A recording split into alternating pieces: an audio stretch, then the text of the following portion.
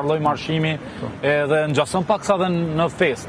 Por gjithsesi zoti Qori, kur mund të ndalet ky marshim me dorëheqjen e Ramës apo kur presni? Unë besoj që nuk do ndalet kur pa arritur objektivin e vet kryesor, që është dorëheqja e Edi Ramës dhe çelja një procesi të ri politik.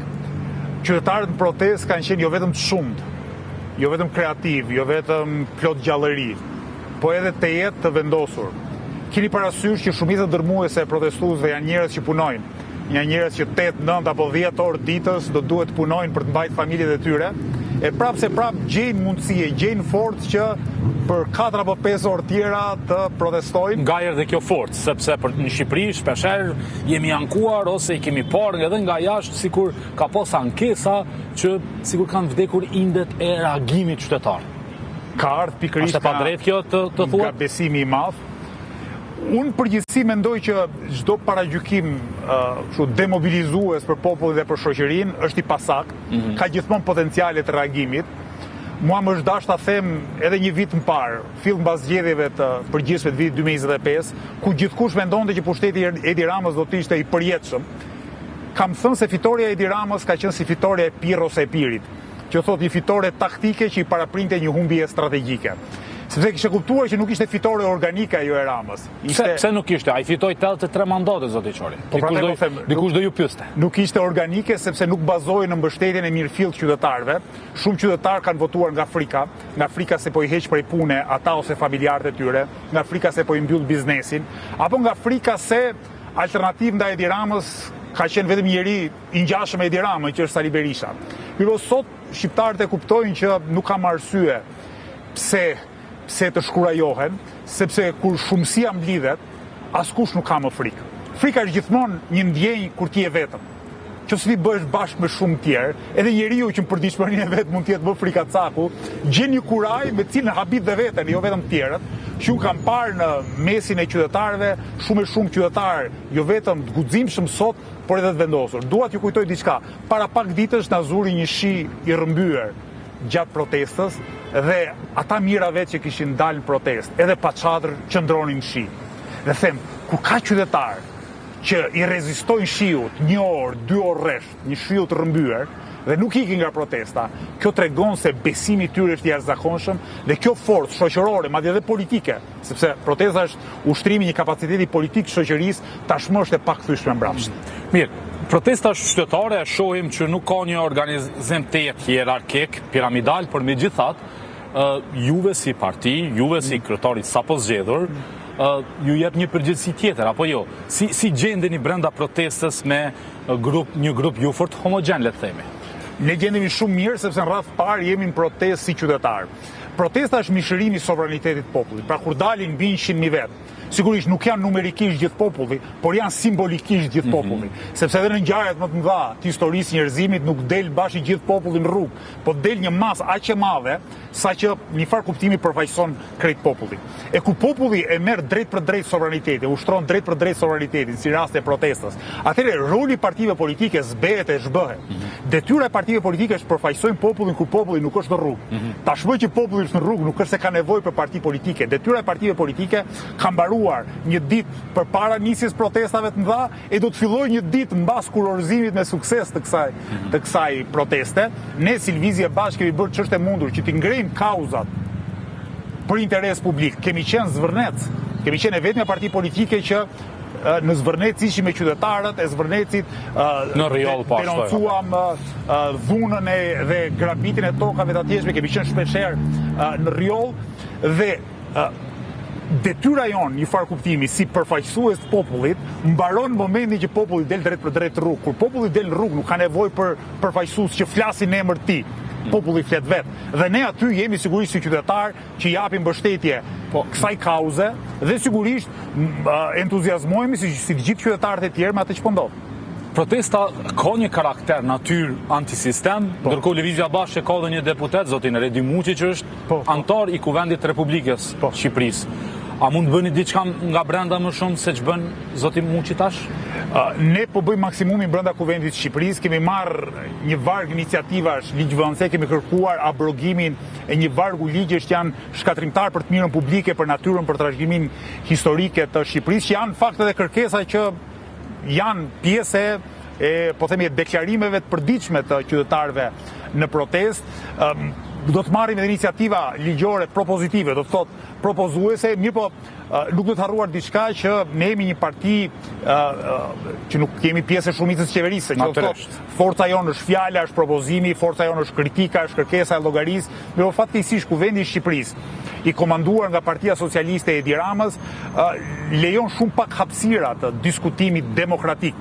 Duhet ju vend duke diçka, Edi Rama bie fjala është shumë rrallë i pranishëm në mbledhjet e Kuvendit të Shqipërisë. Jo më shumë se një herë apo dy herë në vit. Kjo pjekje politike që kërkon në njërin anë dorëheqjen dhe rrëzimin e qeverisë korruptuar dhe të kapur nga oligarkia ekonomike dhe krimi organizuar të Edi Ramës, por edhe të Sali Berishës. Domethënë parrulla ndoshta më legjitime dhe më e thirrur në protestë përveç dorëheqjes Ramës është Rama-Burg, Berisha-Burg. Mirë. A shini rezistencën e Ramës për dhënë dorëheqje dhe për çmimin që ju bën protestuesve si pjesë e kësaj, apo dikush do ju thoshte, po çfarë, me këtë sistem zgjedhor që ka Shqipëria, me këtë sistem oligarkik që ju e theksoni, edhe në intervista tjera, mund të ketë zgjedhje pas disa muajsh dhe nëse fiton Rama, çfarë do thoni pastaj? Rama nuk do të fitoj kurrë nëse mbahen zgjedhjet e reja mbas disa muajsh, sepse ka ndryshuar shoqëria shqiptare. Ata që kanë votuar prej frikës në 2025-ën, sot nuk kanë më frikë. Dhe prandaj Edi Rama ka frikë dhe nuk do të rrasë zgjedhjet parakoshme. Sepse një kryeministër tjetër që do të kishte një farë legitimiteti, po të ishte në vend Ramës, dhe të përballej me një masë kaq të madhe qytetarë, do të thoshte, hajde provojmë në zgjedhje se kë beson elektorati. Mirë po Edi Rama tmerrohet me kjo alternativë. Prandaj është gati të bëjë çfarëdo lloj piruete, të përdor teori konspirative, të sulmoj protestuesi, të kërcënoj, të bëjë gjithçka vetëm e vetëm që të qëndrojë në pushtet. Është e vërtetë që kodi zgjedhor në Shqipëri provon përparësi të pamerituara për partitë që deri dje ishin të mëdha. Mi po mendoj që ato parti do jenë më të mëdha. Kështu që në këtë kuptim, as kodi zgjedhor nuk do të ndihmojë më, sepse kur shumë qytetarë zgjedhin alternativa të reja, dhe unë besoj që nëse do të kenë zgjedhje sa afërmi, qytetarët do të votojnë masivisht për alternativa të reja, se për kë e din ata nuk duhet të bëj situatë propagandë elektorale sot, dhe mendoj po ashtu që nuk do të na pengoj kodi zgjedhor për t'i përfaqësuar sa duhet dhe si duhet qytetarët. Megjithatë, nëse shohim opozitën, qoftë parlamentare, që është si Lëvizja Bashka apo Partia Mundësia, që janë me një ose dy deputet në kuvend, ne shohim edhe zotin Lapaj atje me një parti të vogël, duket që pushteti i tanishëm dhe opozita PD-ja nuk është se ka një opozitë të përbashkuar. A e pengon kjo mos posurit një opozit, një zë të fuqishëm ku gravitojnë të gjitha forcat rrëzimin e kësaj që ju e quheni një pushtet oligarkik? Jo vetëm nuk e pengon mos pasja një opozite formale të bashkuar, por përkundrazi. Fakti që ne bifjarë, si Lëvizja Bashkë, jemi distancuar gjithmonë, jo vetëm nga Edi Rama dhe nga Sali Berisha, dhe fakti që protestuesit mas të rrasin Rama-Burg, Berisha-Burg, dhe është kjo thirrje që prodhon popularitet. Sepse qytetari e kupton që nuk po përpiqemi të ndrojmë të keqen me të keqen, por të keqen me të mirën, dhe pikërisht fakti që opozita nuk identifikohet më me Partinë Demokratike të Sali Berishës, po e bën këtë protestë që të jetë kaq masive dhe kaq e rëndësishme dhe po e vendos Edi Rama në një qofë sokak. Edi Rama do të kishte përdorur si justifikim ose si mënyrë për ta përballë protestën, do të kishte përdorur, po themi, influencën e PD-s apo të Berishës. Fakti që populli thret edhe kundër Sali Berishës e ka shtyr Edi Rama në teoritë konspirative nga më ekstremet, pra ka futur në lojë gjysmën e shteteve të botës që sipas tij po bëjnë komplot kundër këtij udhëheqësi thojza vizionar, por në të vërtetë fundet kryet korruptuar e gjithnjë më paranojak. Okej. Janë kërkesat e artikuluara të grupit protestues, njëra ndër to më bën të mendoj që ushtroj një pyetje edhe për Lëvizjen Bashkë. Pra aty kërkohet që përveç rrëzimit të qeverisë, kabinetit qeveritar, dorëheqjes kryeministrit, të ketë edhe një qeveri tranzitore 12 muajshe, e cila do të ishte përbërë kryesisht nga ekspert, jo politik. A e mbështesni edhe këtë kërkesë ju? Ideja e një qeverie tranzitore, jo politike, që do të kishte mandat për të organizuar zgjedhjet është një ide e mirë. Problemi me këtë propozim në këtë rast është fakti që në Kuvendin e Shqipërisë Edi Rama vazhdon t'i kontrollojë 82 deputet. e përpasoj çdo qeveri që të ketë një lloj mandati kushtetues do duhet kaloj nga 82 deputetët e Edi Ramës dhe pyetja shtrohet, nëse do votojnë 82 deputetët e Edi Ramës, sa e paanshme do të ishte një qeveri me shpatulla mbas muri Edi Ramës, dhe unë shpresoj shumë që kjo protestë kurorëzoj rrëzimin e Edi Ramës, sigurisht ardhjen jetë një qeverie që shumë më e dobët dhe shumë më pak politike nga kjo që kemi sot, që do të kishte një mandat shumë të kufizuar sa për të organizuar zgjedhjet. Megjithatë, zoti Qori, duhet t'i lexojmë sjelljet politike nganjëherë, të shohim se Edi Rama në këto ditët e fundit vetë se ka përdorur gjuhë përçmuese, ja e pash dje për shembull një pelikan i cili ishte shpopuritur që kishte publikuar në rrjetet e tij sociale si një formë përçmimi ndaj protestuesve. A shihni kot si vetëm një formë talljeje, një formë dobësie mbase apo si e lexoni ju sjelljen e tij ka shi protestas dhe protestuesve? Edhe psikologjikisht, bullizuesit janë njerëz që kanë shumë frikë. Janë njerëz që i druhen atij që kanë përballë, dhe Edi Rama në karrierën e tij politike gjithmonë ka qenë bullizues. Tashmë këto kohë po përpiqet të jetë akoma dhe më shumë bullizues. Unë mendoj që sjellja e tij arrogante, nënçmuese për protestuesit, përdorimi i teorive konspirative, i paranojës, vetëm sa tregon anktin e tij, frikën e tij, fakti që po i tronditet, po i kriset dyshemeja poshtë këmbëve nga tërmeti që po sjell protesta. Edi Rama është një pushtetar i cili jo vetëm është i korruptuar, po mund të them që ndoshta është pushtetari më arrogant dhe mund të përdor termin rrugaç që kemi pasur ndonjëherë. Ne kemi pas dhe diktator gjakatar. Po kur s'kemi pas një pushtetar që të jetë njëkohësisht kaq i korruptuar dhe kaq pa etik në komunikimin publik. Historia e Shqipërisë nuk ka parë, ka parë sigurisht pushtetar dhe më gjakatar se zoti Rama. Mi po, kaq të pa edukat, kaq fyes për qytetarin mesatar që merr pjesë protestë nuk kemi parë kurrë.